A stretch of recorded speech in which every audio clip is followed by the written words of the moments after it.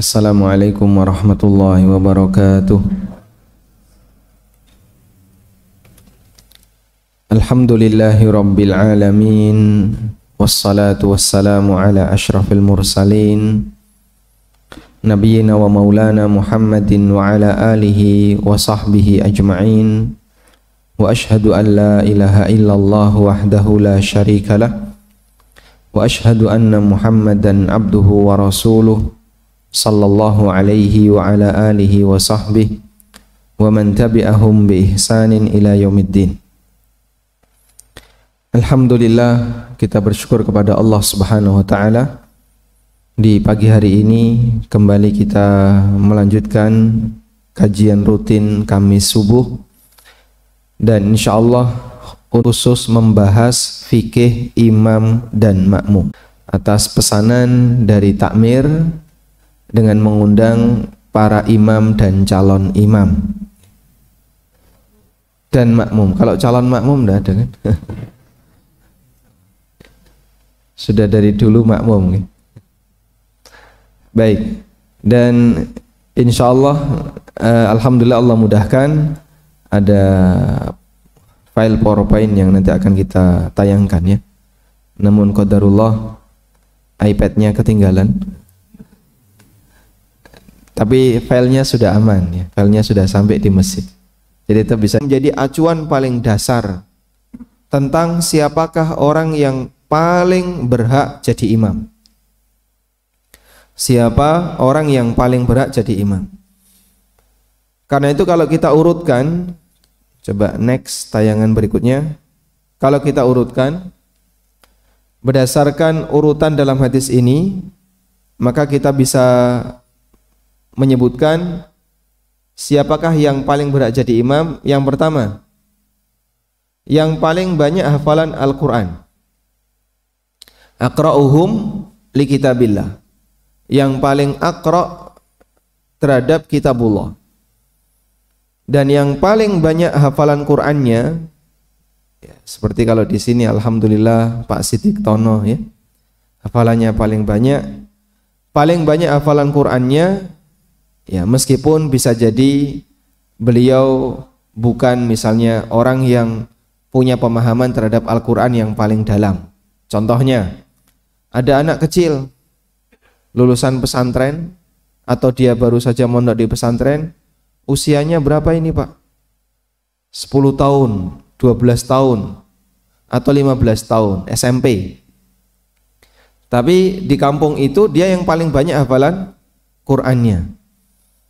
Maka anak ini bisa jadi lebih didahulukan untuk jadi imam dibandingkan yang senior-seniornya. Kemudian yang kedua, yang paling paham sunnah, urutan yang kedua. Urutan yang ketiga, yang paling duluan hijrah. Urutan yang keempat, yang paling duluan masuk Islam. Yang kelima, paling senior usianya. Sehingga sekali lagi, senioritas karena usia dalam Islam tetap dihargai, tapi ditaruh di posisi untuk jadi imam ya, ditaruh di posisi paling ujung.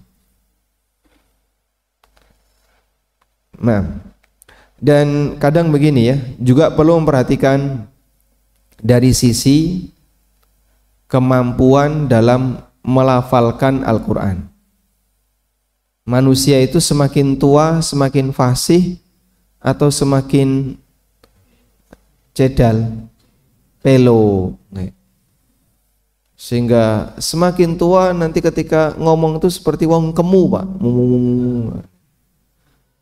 susah untuk dirungokno nggih. Lah kalau posisinya sudah seperti ini, karena untune wis do ilang nggih, ilate nggih sudah mulai mengkeret, lidahnya itu sudah mulai mengecil. Maka kalau situasinya seperti ini, sebaiknya tidak dijadikan imam, sebab nanti suara bacaan Qur'annya jadi nggak jelas. Baik, kemudian kita kasih catatan. Ini ada beberapa catatan. Next berikutnya. Masya Allah ya.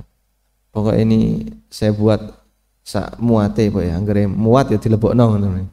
Pokoknya tulisannya kecil-kecil. Yang pertama, pengertian yang paling banyak hafalan Al-Quran adalah orang yang benar bacaan Qur'annya. Kalau bacaan Qur'annya rusak, maka tidak diperbolehkan untuk menjadi imam. Yang kedua, urutan di atas digunakan untuk menentukan siapa yang paling berhak menjadi imam rotib, imam resmi di ketakmiran. Imam rotib itu artinya rutin. Rotib itu artinya apa? Imam rutin. Kalau bahasa kita imam rotib ya imam yang resmi ditunjuk oleh takmir. Kemudian yang ketiga, apabila ada imam rotib, maka siapapun tidak berhak untuk jadi imam. Apabila ada imam rotib, siapapun tidak berhak jadi imam, meskipun dia lebih banyak hafalan Qur'annya, kecuali jika dia dapat izin dari imam rotib. Misalnya ada santri yang mampir di sebuah masjid, lalu ikut sholat jamaah di masjid itu. Ketika ikut sholat jamaah di masjid itu, di sini Pak, alhamdulillah ya, datang. Kalau ini insya Allah nanti bisa dioret-oret.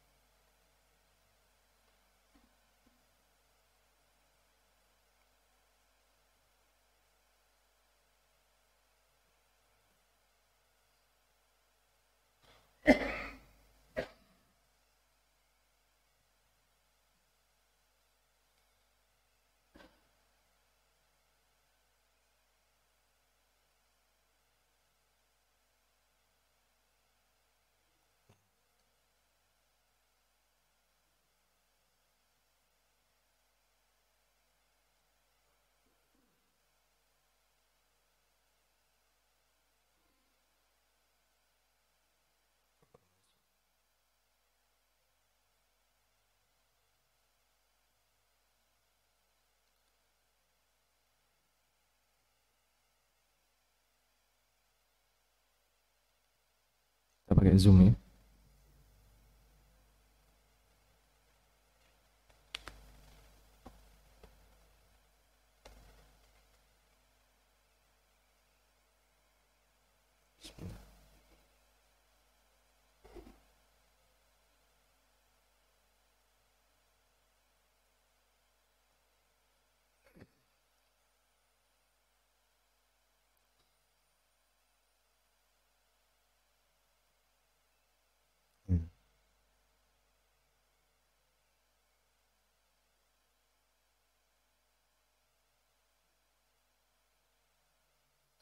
Coba ditampilin dulu.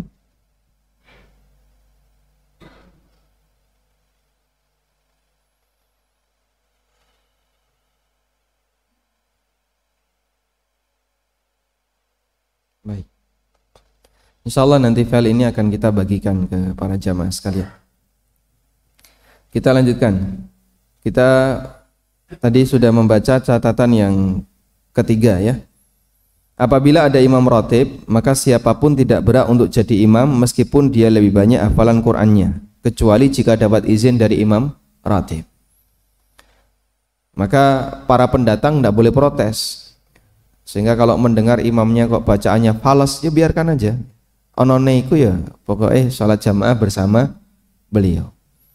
Meskipun bisa jadi makmum ini hafalan Qur'annya lebih banyak, bacaannya lebih bagus, kecuali jika dia dapat izin dari imam. Ada orang yang sholat lintas kecamatan, dari Ngemplak ke Ngaglik, nggih. Maka di sini pada asalnya dia tidak boleh nyerobot jadi imam kecuali kalau dapat izin dari imam ratib. Maka yang paling berhak untuk jadi imam di Masjid As-Salam adalah orang ngaglik.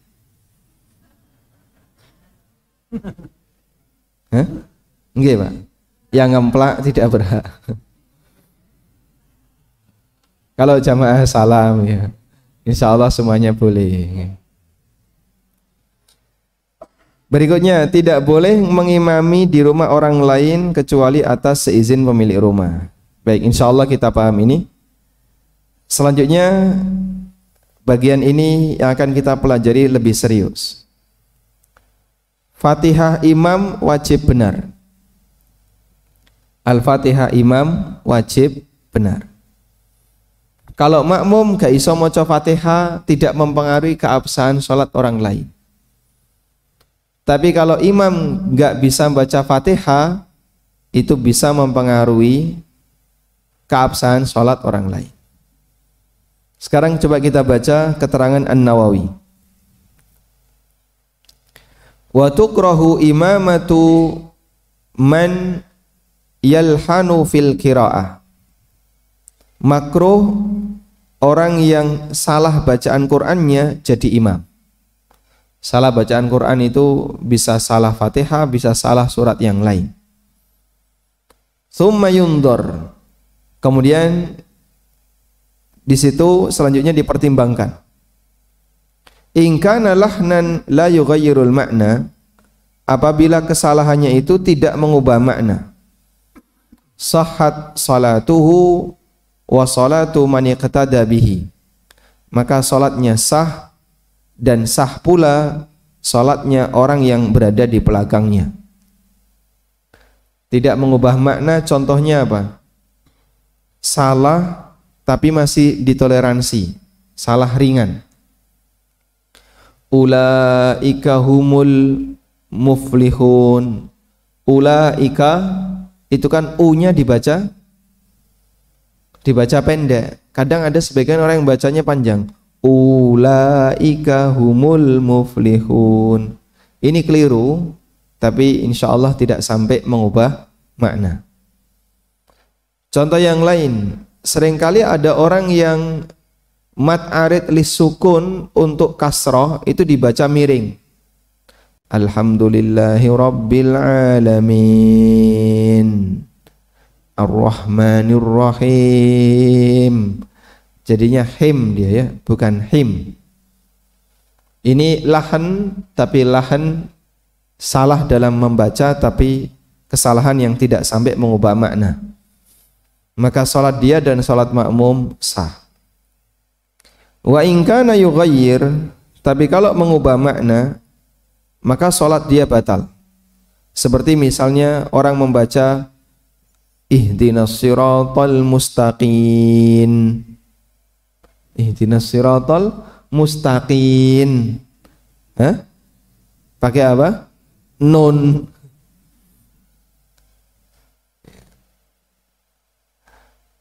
Fa in kana yutawi'uhu lisanuhu wa yumkinuhu ta'allum lazima dzalika. Kalau dia dipaksa oleh lisannya, raiso ditekuk lidahnya, sementara memungkinkan bagi dia untuk belajar, maka dia harus belajar. Fa in qasura wa dhaqal waqt shalla wa qada.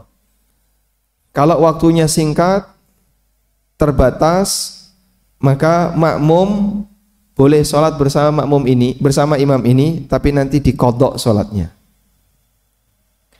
Karena kesalahan dia pada posisi Al-Fatihah. Wala yajuzul iqtida'u bihi, dan tidak boleh jadi makmum imam yang seperti ini. Tidak boleh sholat di belakangnya. Kita baca lanjutan keterangan An-Nawawi. Wa illam yutawi'hu lisanuhu, jika bukan karena pengaruh lisannya, aw lam yamdi ma yumkinu ta'allum fihi, atau belum terlambat untuk belajar, maka di sini beliau kasih rincian. Jika kesalahannya ada pada Al-Fatihah, maka sholat untuk makmum yang kualitas Fatihahnya sama seperti imam salatnya sah. Sedangkan salat untuk makmum yang lidahnya normal atau salat untuk makmum yang bisa membaca Al-Fatihah dengan baik, maka status salatnya sebagaimana makmum yang bisa membaca Quran di belakang imam yang tidak bisa membaca Quran, yakni maksudnya salatnya tidak sah. Tapi kalau salahnya di selain Al-Fatihah, salatnya sah dan makmumnya juga sah. Berarti di sini kita buat kesimpulan ya. Salah baca Quran, salah baca Al-Quran disebut apa tadi? Disebut dengan istilah lahan. Disebut dengan istilah lahan. Lahnun. Ini artinya salah baca Al-Quran. Lahan itu ada dua. Yang pertama disebut dengan lahan jali. Ini kesalahan yang mengubah makna. Contohnya ihdinas siratal mustaqim. Contoh yang lain alhamdulillahi rabbil alamin. Dalnya di fathah. Yang kedua lahan khafi. Ini kesalahan yang tidak mengubah makna. Contohnya tadi dibuat miring. Alhamdulillahi rabbil alamin. Ar-Rahmanir Rahim. Waladdallin. Biasanya huruf dot yang paling susah dibaca mirip seperti dha, waladdallin. Ini masih ditoleransi sebab pengucapan huruf dot sangat susah bagi sebagian orang. Baik, selanjutnya untuk lahan khafi salatnya sah, tapi makruh jadi imam. Untuk orang yang punya kesalahan lahan khafi, salatnya sah dan makmumnya juga sah, tapi makruh jadi imam. Lahnun khafi di sini salat sah, makmum sah, tapi apa tadi? Tapi makruh. Makruh jadi imam. Nek pun sepuh pripun Pak? Niku nekat jadi imam. Kudune ya sadar diri kalau bacaan Qur'annya kurang bagus, jangan dumeh wis tuwa terus maju. Padahal ada yang lebih bagus bacaannya, tonggone, tapi karena kalah usia dia yang lebih di depan. Nah ini tidak boleh ya, makruh jadi imam. Kemudian untuk kasus lahnun jali, orang yang bacaan Qur'annya salah tapi mengubah makna, kasus lahnun jali. Untuk seperti ini dibagi menjadi dua. Kesalahan lahnun jali itu di selain Al-Fatihah. Di selain Al-Fatihah. Nah, kalau seperti ini di kerajaan banyak.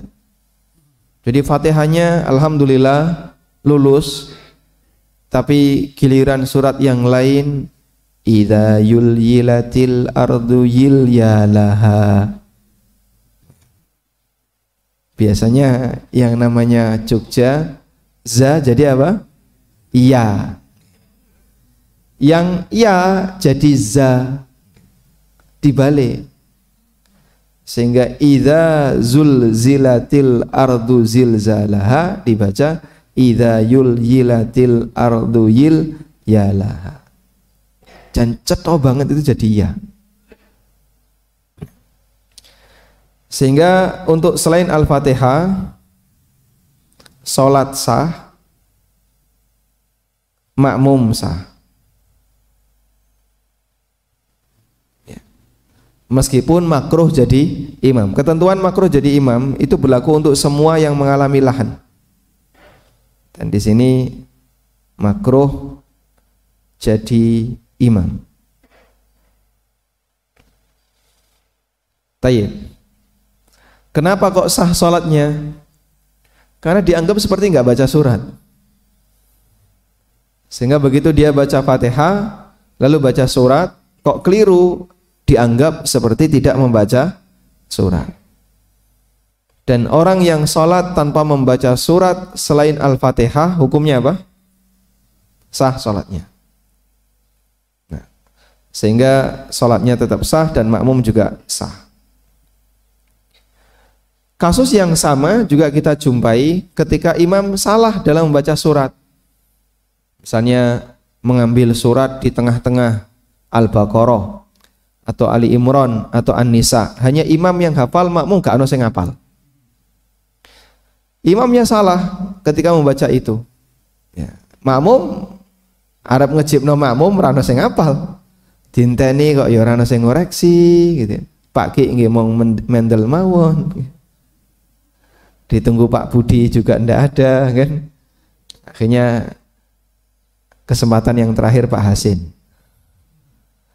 Ketika ndak ada satupun makmum yang membenarkan, imamnya salah kan, dia pindah surat atau dia lompat ayat atau kejadian yang semisal.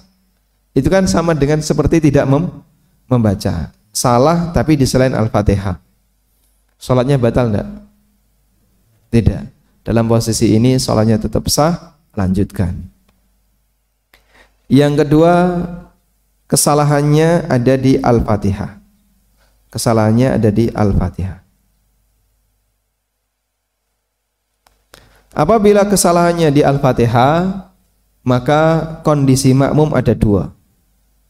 Di sini makmum ada dua.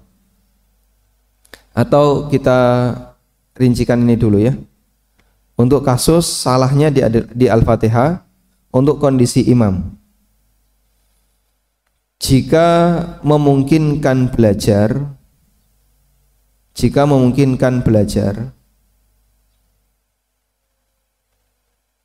wajib belajar. Misalnya masih muda, lidahnya masih bisa dikendalikan, sehingga masih memungkinkan belajar. Kata Nawawi, wajib bagi dia untuk belajar. Kalau gak gelem belajar Pak, sholatnya batal, dosa dia. Dalam posisi ini dia berdosa, sehingga dia harus belajar. Lalu apabila waktunya masih ada, sholatnya diulang. Kalau waktunya sudah habis, nanti setelah berhasil dia qadha. Kalau waktunya habis, misalnya baru masuk Islam waktu subuh atau setelah subuh dia masuk Islam, maka nanti dia punya kewajiban sholat apa? Zuhur. Kalau dia sholat sendirian tidak jadi makmum, maka dia harus bisa baca Fatihah dengan benar. Kalau enggak, dia harus belajar dalam rentang dari subuh sampai zuhur untuk bisa baca Fatihah dengan benar. Dan ketika sudah benar, kalau sampai masuk asar baru benar, asar nanti dia sholat zuhur di qadha dan sholat asar. Nah, baik. Yang berikutnya bagi makmum. Untuk kondisi sholat makmum dibagi menjadi dua. Apabila ketemu imam seperti ini, jika dia sama sebagaimana imam, kualitas Fatihahnya sama seperti imam, maka makmum seperti ini sah. Sebab podo mawon nih, mau diganti imam nggak diganti imam ya kualitasnya sama. Nggak ada pilihan yang lain, jamaahnya tetap sah. Jika Fatihah makmum lebih baik daripada imam, maka sholatnya makmum batal. Maka beruntunglah makmum yang tidak bisa baca Al-Fatihah, ya, karena sholatnya selamat. Okay. Ini kondisi ketika imamnya salah di bacaan Al-Fatihah. Ada keterangan yang lain yang disampaikan oleh Ibnu Qudamah. Dalam Al-Mughni beliau menyebutkan, wa in amma ummiyan wa qari'an. Apabila orang ummi ngimami orang ummi dan orang qari, yang nggak bisa baca itu disebut ummi, yang bisa baca disebut qari. A'adal qari'u wahdah, maka qari harus ngulang. Apabila yang nggak bisa baca ngimami makmum, makmumnya ada yang bisa baca dan ada yang nggak bisa baca, maka yang bisa baca Quran harus ngulang wahdahu saja, sementara yang sama-sama ummi nggak perlu ngulang. Apa itu al-ummi?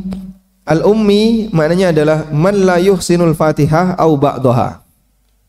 Ummi adalah orang yang tidak bisa baca Fatihah atau tidak bisa membaca sebagian dari Al-Fatihah. Sebagian dari Al-Fatihah.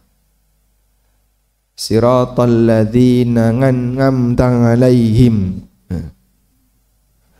A dibaca nga. Ngalai kangelan untuk membaca a dibaca nga. An'amta 'alaihim ghairil maghdubi 'alaihim. Ngalai sopo, Pak? Ini tidak boleh dibiarkan, harus belajar. Au yakhullu biharfin minha, atau ada huruf yang hilang. Nah ini seringkali kalau orang mau Quran kecepatan sampai dempet-dempet hurufnya. Ihdinas siratal mustaqim siratal ladzina, biasanya gimana ya? Saya kok nggak ngerekam nih kalau ada orang kayak gitu ya. Itu sampai hilang hurufnya. Nah kalau hilang hurufnya, maka berarti Fatihahnya tidak sah. Wa in kana yuhsinu ghairaha, meskipun bisa jadi dia bisa mengucapkan kalimat yang lain dengan benar. Nek kon nyinden iso, insyaallah. Kon karawitan bisa, lagu-lagu dia bisa, Fatihah ra iso. Fala yajuzu liman yuhsinuha ayyatamma bihi.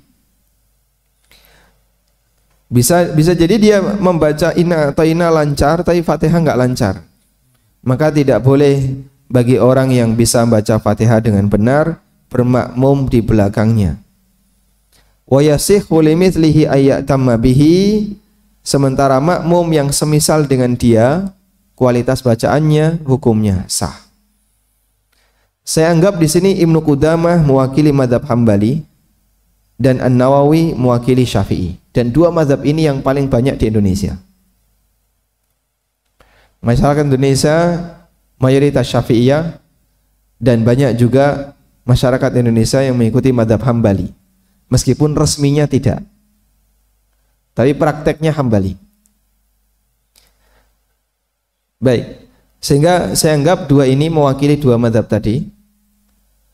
Karena itu bagi masyarakat kita, pemahaman seperti ini seharusnya sudah jadi catatan penting, bahwa imam di sebuah masjid prinsipnya satu, senioritas karena usia ditaruh di belakang.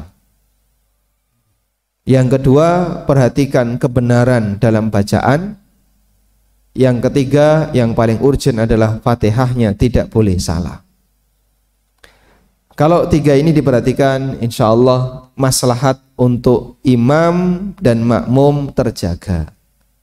Sehingga mohon maaf agar tidak ada unsur pemaksaan kehendak, sebab masjid ini tujuannya untuk sholat berjamaah, maka kita berharap semua sholat jamaah statusnya apa?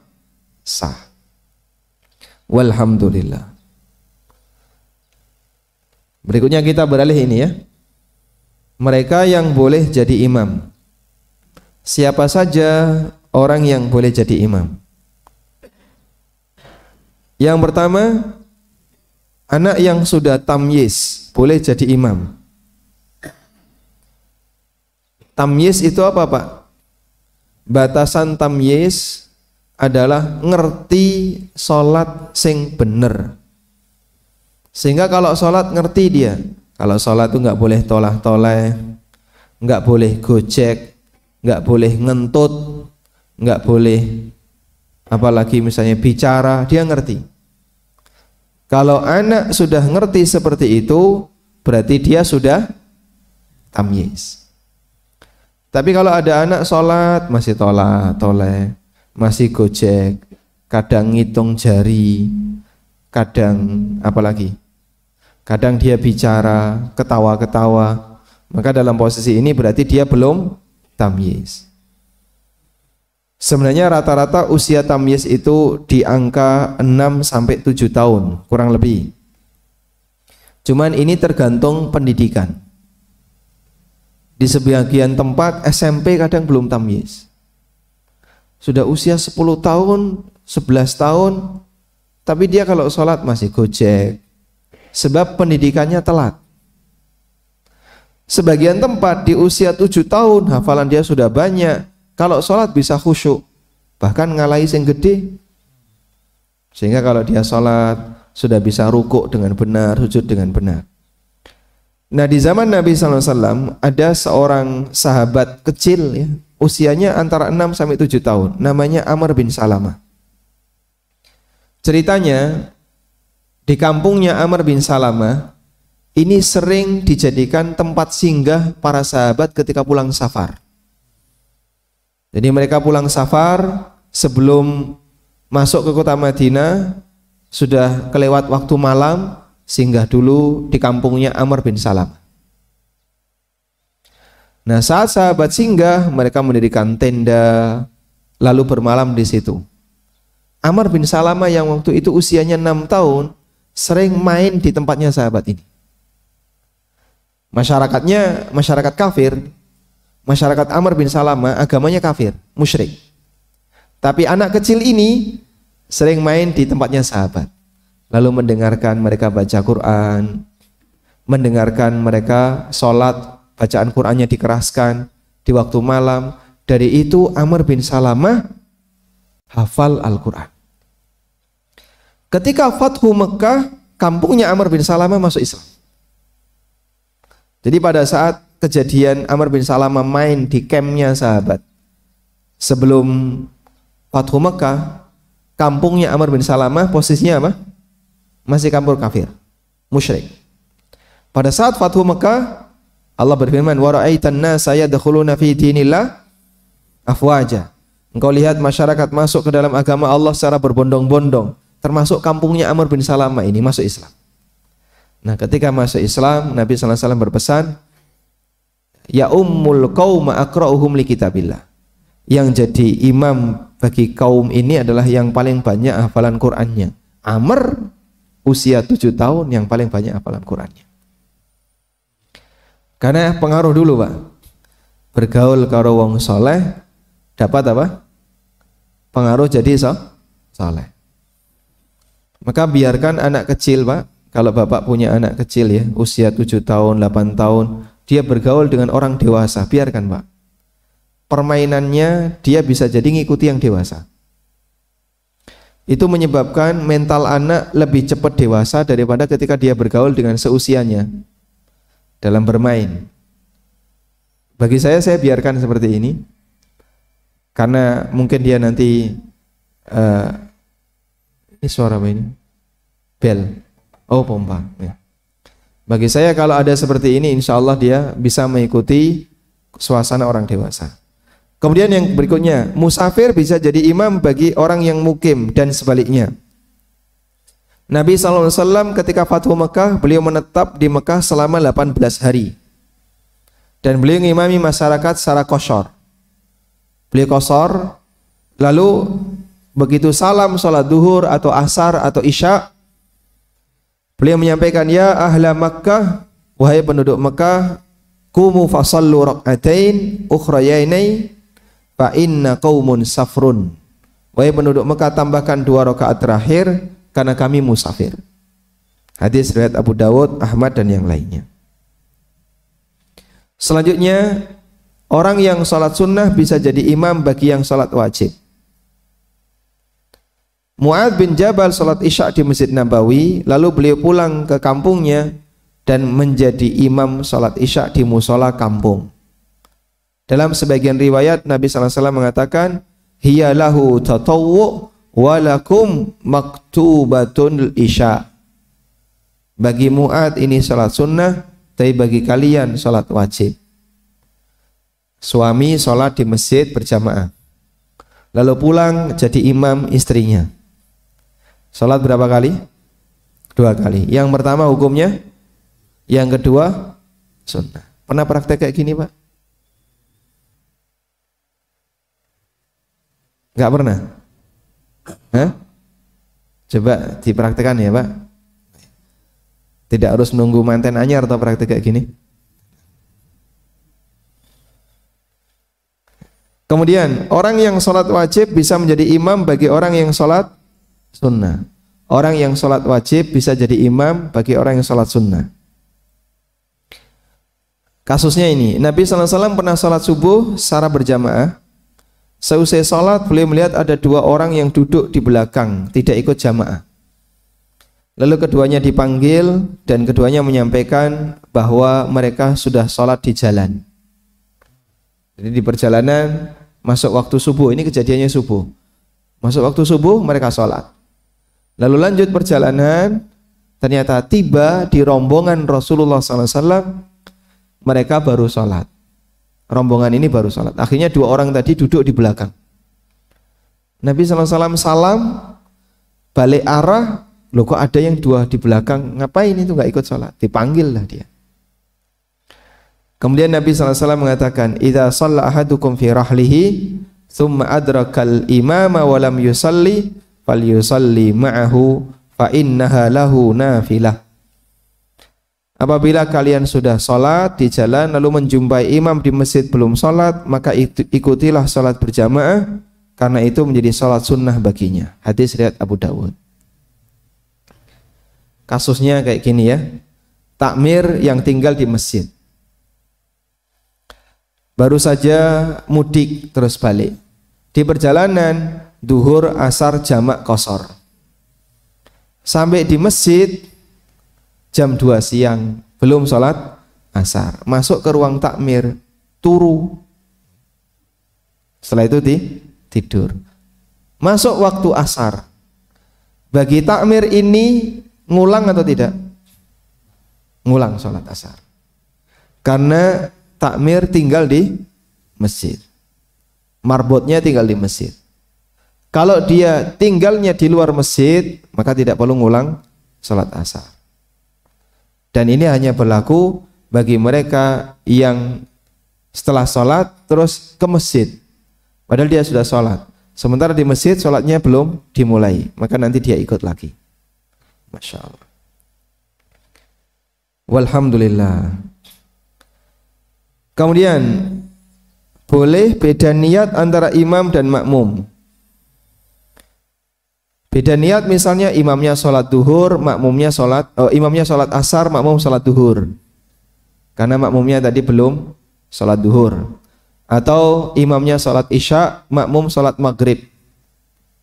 Ibnu Hazm mengatakan, sholat orang yang melakukan sholat wajib boleh di belakang orang sholat wajib yang lain, yang sama jumlahnya, seperti sholat duhur di belakang sholat asar. Dan boleh pula sholat wajib di belakang orang sholat wajib yang jumlahnya lebih ringkas. Misalnya sholat maghrib di belakang sholat isya. Datang di waktu setelah maghrib, beres-beres baru pulang, belum sholat maghrib dia. Begitu selesai beres-beres, adzan isya, datang ke masjid, imamnya sholat isya, dia sholat maghrib. Bagaimana caranya? Imamnya 4 rakaat, dia 3 rakaat. Bagaimana caranya? Caranya gimana? Pesan sama muadzin, Mas, qomatnya ditunda, tak maghrib dhisik. Ini cara yang pertama. Kalau muadzinnya agak gelem, Pak, karena sudah mau selesai timernya, ya kalau begitu disogok dikit ya muadzinnya, pakai 50 ya. Boleh kayak gini, Pak? Jangan ya. Nyogok muadzin dosa besar. Nyogok yang lain juga sama ya. Yang kedua, imamnya sholat isya, makmum sholat maghrib. Maka yang bisa dilakukan, begitu imam dapat 3 rakaat, makmumnya diem, tasyahud akhir. Imamnya bangkit ke rakaat yang keempat, dia tasyahud akhir. Boleh bangkit nggak, Pak? Ya enggak boleh, wong dia sholat maghrib. Kalau dia ikut bangkit, nanti jadinya maghrib 4 rakaat. Maka dia maghrib 3 rakaat, diem, tasyahud akhir. Selesai tasyahud akhir, dia tunggu imam tasyahud akhir. Sehingga lama sekali nanti si makmum ini tasyahud akhir, dia boleh isi dengan banyak berdoa ya, sampai imam tasyahud akhir, lalu imam salam dan dia salam bersama imam. Sah ya. Insyaallah sah. Yang ketiga, dia sholat 3 rakaat, imamnya bangkit ke rakaat yang keempat, dia tasyahud akhir terus salam, lalu ngejar sholat isya bersama imam sedapatnya 1 rakaat. Ya enggak, sedapatnya ya. Kalau misalnya imamnya sudah rukuk, ya berarti dia ketinggalan 4 rakaat. Pokoknya dikejar sedapatnya. Baik. Yang keempat, sholat isya dulu bersama imam sehingga tidak urut, lalu baru sholat maghrib. 4 cara ini bisa dilakukan. Jamak takhir tapi tidak urut, isya baru maghrib, memperhatikan keadaan imam yang sholat berjamaah. Wallahu alam. Insyaallah dipahami? Baik. Ada banyak orang yang bingung, praktek kayak gini gimana ya? Kalau makmum sholatnya lebih banyak dari imam, gampang, imam salam nambahi. Tapi kalau makmum sholatnya lebih sedikit dari imam, bingung, karena imamnya bangkit, dia belum selesai. Baik. Yang terakhir ya, sholat imam yang tidak diterima. Sudah syuruk belum? Sudah, berarti ini besok atau nanggung ya, sekarang saja. Tujawizu sholatuhum adhanahum. Ada 3 orang yang sholatnya itu nggak bisa naik melebihi telinganya. Sholatnya nggak bisa naik melebihi telinganya, artinya tidak diterima oleh Allah. Sebab amal sholat itu naik menuju Allah, diterima oleh Allah Ta'ala. Allah Ta'ala berfirman, ilaihi yas'adul kalimu wal amalu salih yarfa'u.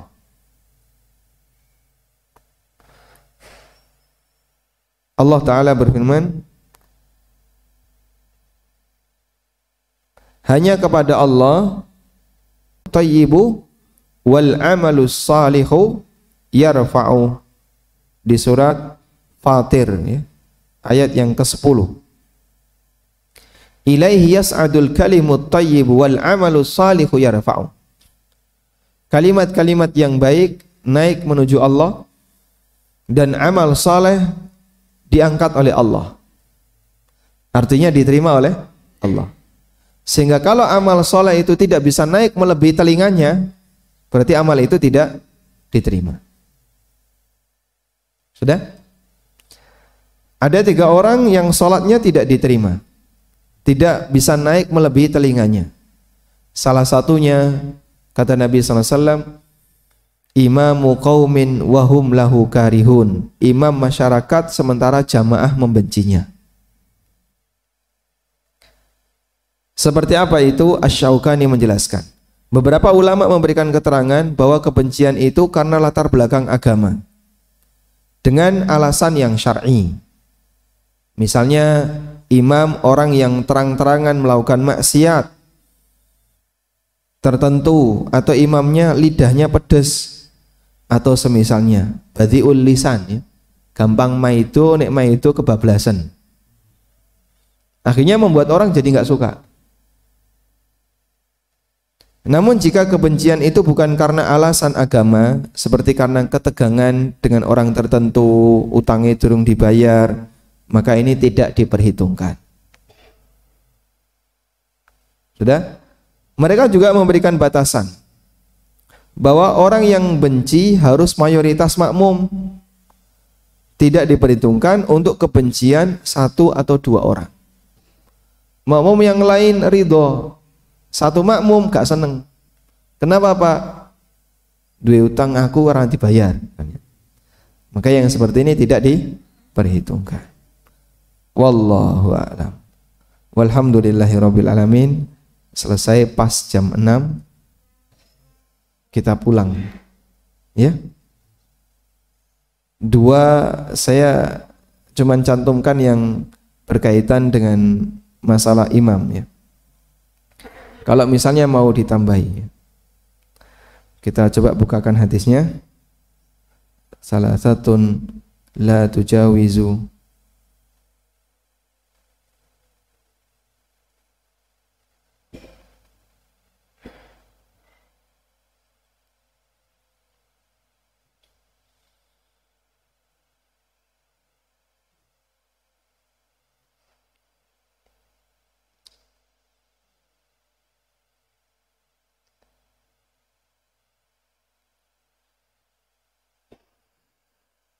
ini ada hadis lengkapnya ini. Tadi saya carikan yang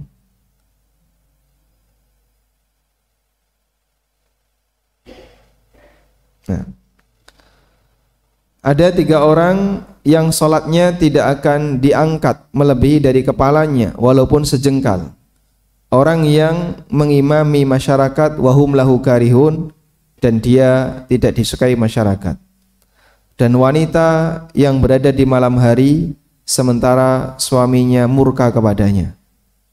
Patu karo bojone nek dalu kudu segera minta maaf.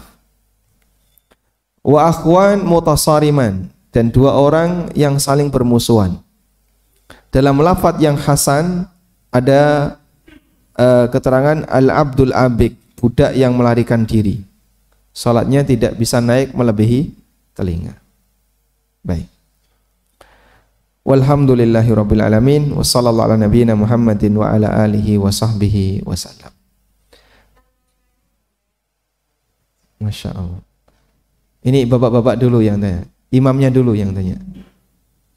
Ada yang mau disampaikan? Silakan Pak. Pakai mikrofon Pak, pakai mikrofon.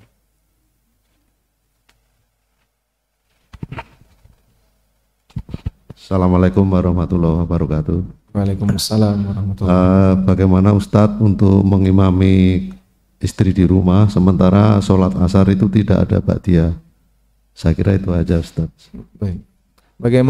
Bagaimana mengimami istri di rumah untuk sholat asar, padahal sholat asar tidak ada ba'diyah.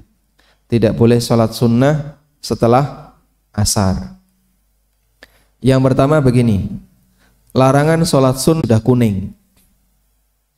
Berdasarkan hadis dari Ali bin Abi Thalib, naha Rasulullah sallallahu alaihi wasallam anis salati ba'dal asri illa wa kanati syamsu murtafi'ah. Nabi sallallahu alaihi wasallam melarang orang sholat setelah asar kecuali ketika matahari masih tinggi.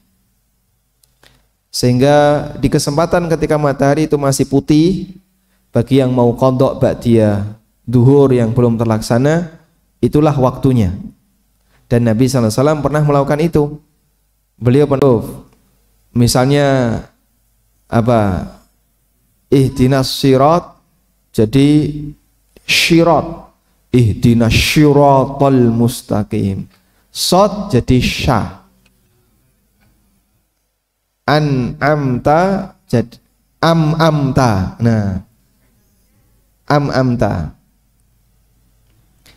Siratal ladzina amta.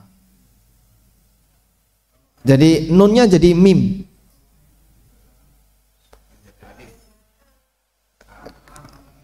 An'amta. Kalau masih mirip ya. A dengan A itu kan mirip ya. An'amta paling angel itu di sini Bang. Ujiannya. An'amta dibaca an'amta. Yang kedua itu mirip seperti hamzah. Insya Allah masih ditoleransi. Tapi kalau berubahnya terlalu jauh ya, sampai mengubah makna, misalnya ihdinas siratal mustaqim tadi ya, ini batal salatnya. Yang ketiga, hilang hurufnya ada yang hilang, ini juga batal salatnya. Terlalu dempet, kecepatan tuh sampai dempet hurufnya. Ada ya orang kayak gitu Pak? Baca Quran tuh hurufnya dempet, kecepatan sampai hilang huruf, ini juga bisa mengubah makna. Jadi batasannya yang disampaikan oleh para ulama ya mengubah dan tidak mengubah makna. Detailnya ya kurang lebih ini. Mengganti harokat, ngubah huruf, hilang huruf. Tapi kalau sebatas panjang pendek, maliki yaumiddin, kinya terlalu panjang, insya Allah masih ditoleransi. Wallahu a'lam. Kalau nyambung belakangnya insya Allah tidak apa-apa. Alhamdulillahi rabbil alamin arrahmanir rahim. Itu boleh. Yang penting apa? Terbaca.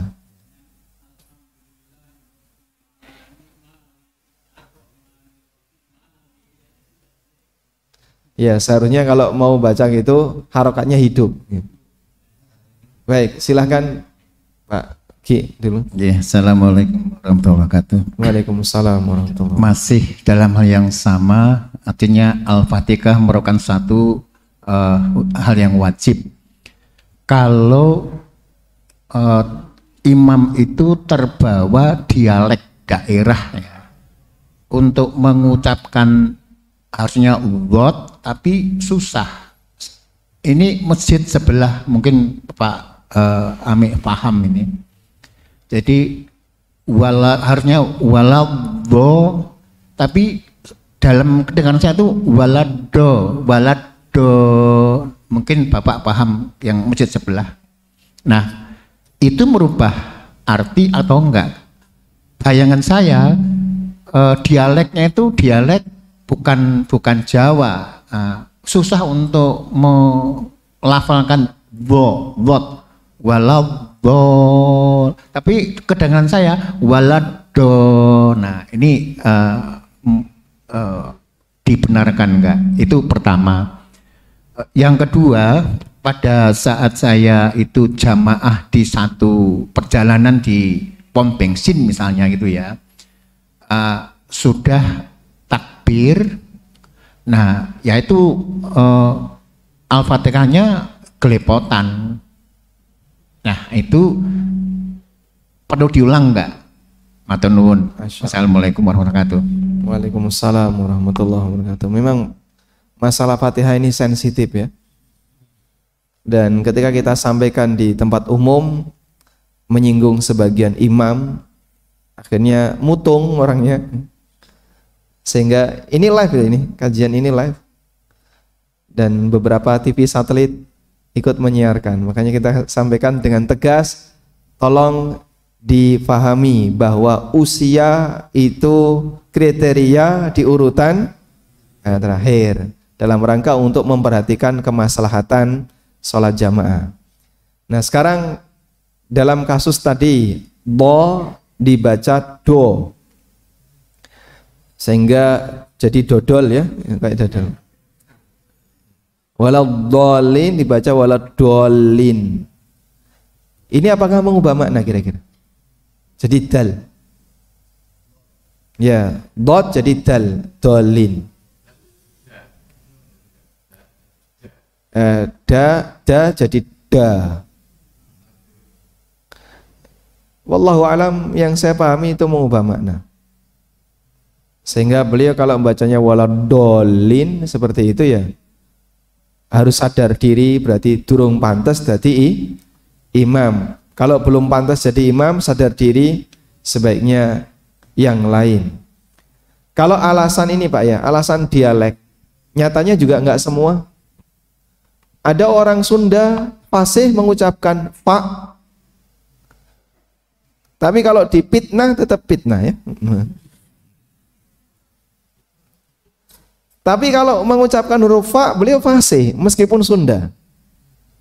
Ada orang Jogja fasih mengucapkan za dan ya bisa beda. Sehingga Zainal tetap dia panggil Yainal. Tapi kalau baca Quran, za sama ya bisa. Ya. Maka sebenarnya kalau bicara dialek, bawa ke bawah dialek, semua daerah itu punya sisi kekurangan ya, dalam pengucapan. Jawa za sama ya, Sunda fa, nanti Lombok apa? Ta, ta, kemudian Bali sama kan? To ya. Kemudian nanti Makassar ikang, makan ikan jadi makan ikang kan? Ya, jadi NG. Dan masing-masing daerah punya seperti itu. Tapi dalam membaca Quran, orang harus memaksakan lidahnya berlatih untuk bisa baca dengan konsonan yang benar. Dan nyatanya banyak yang bisa. Walaqad yassarnal Qur'ana lidzikri fahal mim muddakir. Sungguh aku mudahkan Al-Quran untuk diambil pelajaran, tinggal orang mau belajar atau tidak. Begitu Pak? Nah kalau bisa sampai mengubah ya batal. Pencegah? Masya Allah. Harus ya. Standarnya itu takmir yang bertanggung jawab. Jadi dibuat standarisasi imam untuk masing-masing masjid. Walhamdulillah, insya Allah kita sambung lagi besok ya. Ini jamaahnya sudah pada galau pengen meninggalkan masjid ini. Baik, demikian semoga bermanfaat. Wassallallahu ala nabiyyina Muhammadin wa ala alihi wa sahbihi wasallam.